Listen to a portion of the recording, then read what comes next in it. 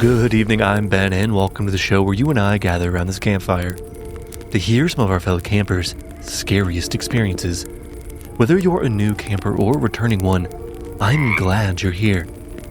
Tonight's story was sent in by a camper named Rodger about a mysterious customer at his new coffee shop. Now, without further ado, do you want to hear a ghost story? It was a dream of mine to open my own coffee shop. Honestly, since I was back in college, I spent just about every waking hour dreaming about it. I'd imagine exactly how the interior would look, the kind of drinks I'd serve, even the little events I'd host on the weekends. Now, as an English major, which, let's be real, didn't exactly open as many doors as a business degree, it did, however, mean I spent a ridiculous amount of time in coffee shops. I'd sit there for hours, gingerly sipping my large cup until it went stone cold, just hoping the owner wouldn't notice the table I was taking up. In my case, the owner of the coffee shop I frequented, his name was Mr. Kim, and he always noticed. But instead of being annoyed or telling me I had to buy stuff or get out, he would just quietly walk over and replace my cup of coffee with a new, fresh one. Occasionally, if I stayed really late, he'd even bring over a pastry from the bakery counter, just a little something to help keep my energy up. He never said much, but the small gestures stuck with me. And I always knew if I had the chance, if I owned my own coffee shop, I would be an owner just like him. Flash forward a few years, I had gone to law school and was working at a pretty big law firm in the same town I went to college. I didn't love the job, but it was stable and predictable. When I overheard one of my colleagues talking about some prime real estate that had just gone up for auction, right next to my old college. After just one phone call, I'd heard the news. Poor Mr. Kim had passed away, and his family decided to close his shop. His coffee shop, my old sanctuary, was now up for grabs. Within a few hours of that realization, I was standing back in my old stomping grounds. It felt surreal. I found myself staring at the exact same spot tucked away, where I'd spent countless hours studying in my youth. It took me less than 5 seconds to blow up my entire life. I bought the place and quit the law firm the very same day. Now, since I'd been dreaming about this forever, I thought I had a pretty good idea on how I'd do it, and I would just figure out the rest as I went along.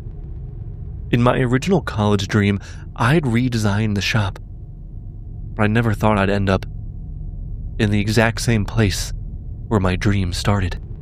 I decided to leave it because it was perfect. Well, I did swap out some old peeling wallpaper and installed security cameras, but other than that, I kept everything the same. It saved me a mountain of time with the health department since Mr. Kim, thankfully, had renewed all the permits just a few months before he passed.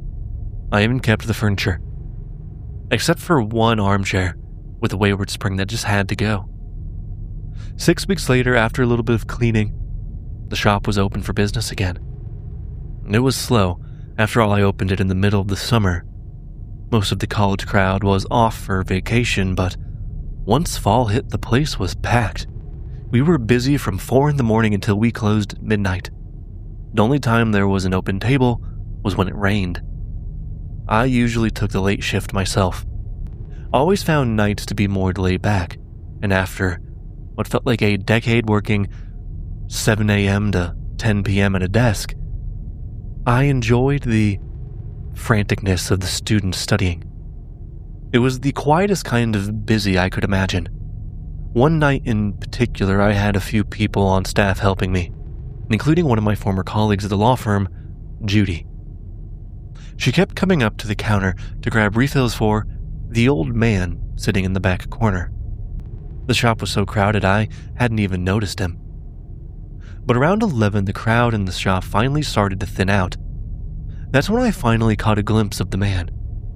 It was this really old man hunched over a table in the back. I remember thinking it was a bit odd, but the phone rang and caught my attention. I think I only looked away for a second, but when I turned back, the table was empty. he was gone. A few weeks later, we had an unusually warm night in November. Everyone was in the shop, running on caffeine and panic as they crammed for finals. Every seat, even the floor in some areas, were taken. I was a little concerned that the fire marshal would shut me down. That's when one of my baristas mentioned that there was an old man sitting in the back corner who hadn't ordered anything yet, but that he was taking up an entire table. My initial reaction was to just demand that he leave. If he was just going to be there, not buy something, why should I let him take over a valuable table from these students?